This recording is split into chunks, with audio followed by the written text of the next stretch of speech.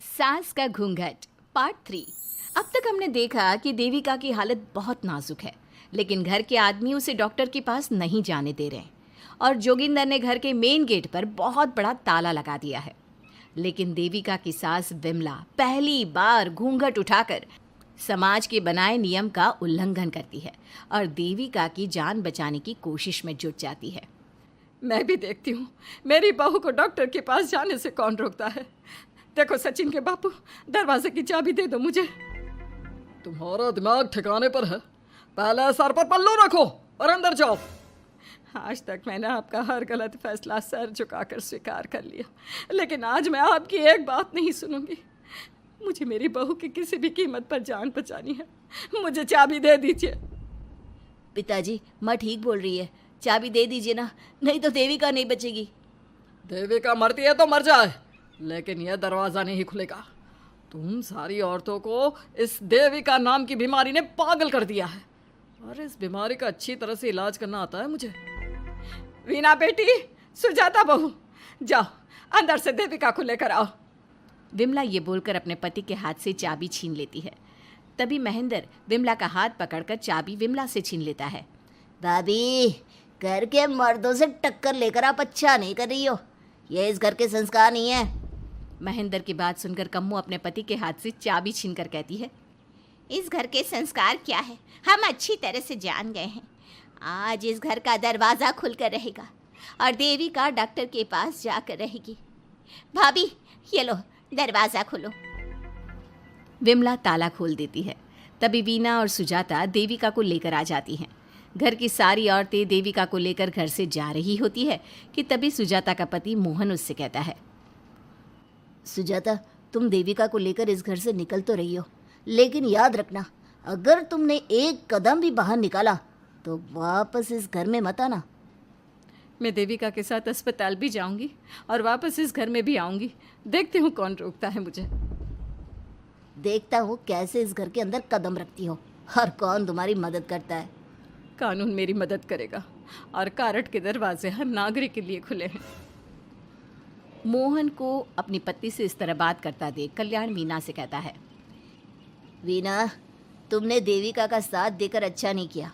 अगर तुम अभी भी इसके साथ गई तो अपना और मेरा रिश्ता खत्म समझना।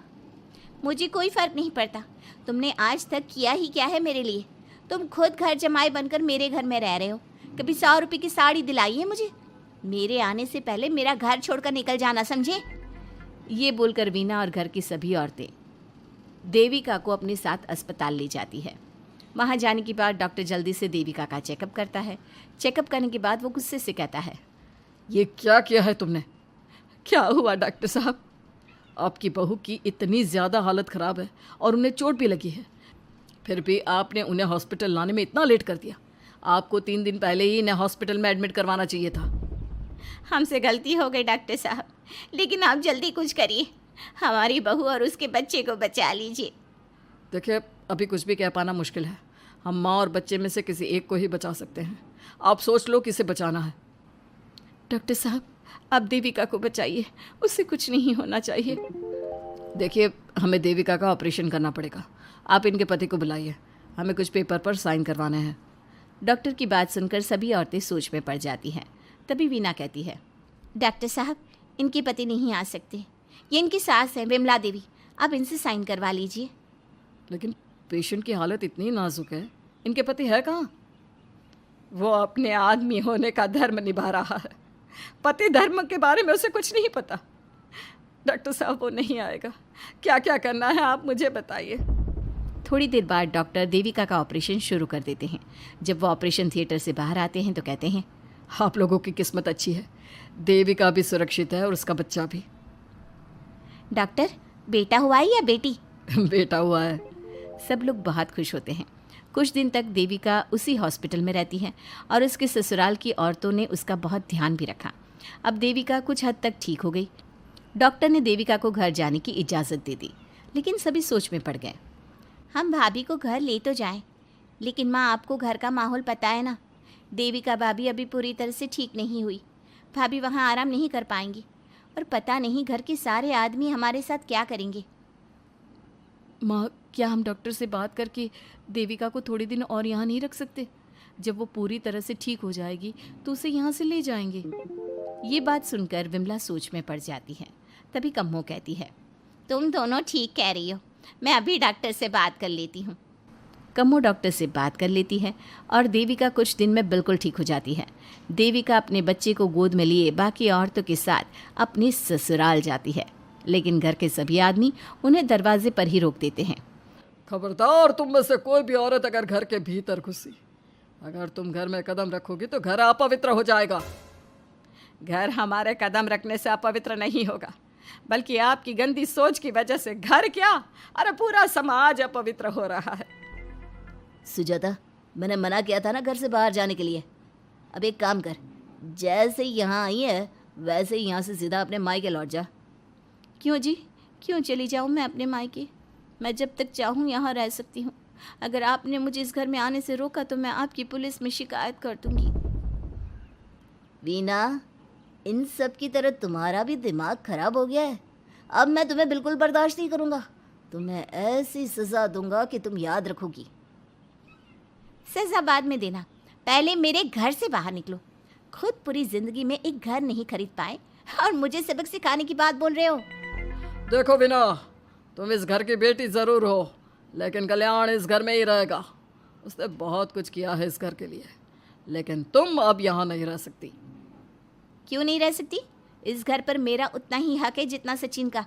देश के कानून ने मुझे ये हक दिया है। अगर मैं चाहूँ तो कोर्ट का सहारा लेकर इस जायदाद का आधा हिस्सा ले सकती हूँ। और हाँ कल्याण, तुमसे तलाक भी ले सकती हूँ। वीना, देविका के साथ रह रहकर तुम्हारा दिमाग भी खराब हो गया है। और कम्मो, मैंने तुमसे कितना मना किया, घर से बाहर मत जाओ, देविका की मदद मत करो, लेकिन तुमने मेरी एक नहीं सुनी। अब तुम इस घर से और मेरी ज़िंदगी से चली जाओ। ये कदम उठाकर तुमने बिल्कुल अच्छा नहीं किया। ये कदम तो मुझे उस समय उठाना चाहिए था जब मैं माँ बनने वाली थी। आपके झूठे अहंकार और गलत नियमों की वजह से मैंने अपने दो बच्चे खो दिए। अगर उस समय मैं दाई अम्मा से इलाज ना कराती और हॉस्पिटल चली जाती तो सचिन के बराबर मेरे भी 2 बेटे होते। सभी पति इस बात पर अड़े हुए थे कि वो अपनी अपनी पत्नियों को घर के अंदर नहीं आने देंगे। देविका बहुत देर तक सबकी बातें सुनती रही। फिर उसने अपने पति से कहा, सचिन, तुम्हारे घर के आदमियों की बात तो मैंने सुन ली। अब तुम बताओ, तुम्हारा क्या फैसला है? देविका, मुझे माफ़ कर दो, मैं तुम्हारे लिए कुछ नहीं कर सकता, मैं मजबूर हूँ। मुझे पता था सचिन, तुम्हारा यही जवाब होगा। मुझे अपने आप पर हैरानी है कि मैंने बिना रीढ़ की हड्डी वाले आदमी से प्यार ही क्यों किया, शादी क्यों की। अब मैं आप सबसे बस आखिरी बार पूछ रही हूँ, तुम हमें अंदर आने दे रहे हो या नहीं, या मैं पुलिस को फ़ोन करूँ? देविका, आज तक हमारे गांव में पुलिस ने कभी कदम नहीं रखा और तू हमारे घर के दरवाजे पर पुलिस को लेकर आएगी? तेरी हिम्मत कैसे हुई ये बात करने की? आज तक इन औरतों ने घर से बाहर कदम नहीं निकाला था और 2-4 दिन में तूने इन सबको इनके अधिकार भी याद करा दिए। अब तो तुम बिल्कुल इस घर में नहीं आ सकते। घर की औरतें घर के बाहर खड़ी थी और घर के आदमी घर के दरवाजे पर। उनकी लड़ाई देखकर पूरा गांव इकट्ठा हो गया। देविका को अस्पताल पहुंचाकर घर की औरतों ने काम तो अच्छा किया। इस काम से देविका और उसके बच्चे की जान भी बच गई, लेकिन इनकी जान बचाने की कीमत घर की औरतों को कैसे चुकानी होगी, इसके लिए आपको आने वाला एपिसोड देखना होगा। और हमारे प्यारे दर्शकों, हमें कमेंट करके ज़रूर बताइए कि देविका के साथ बाकी औरतों को क्या करना चाहिए। क्या उन्हें घर के अंदर जाने के लिए संघर्ष करना चाहिए या फिर वो घर छोड़कर चले जाना चाहिए?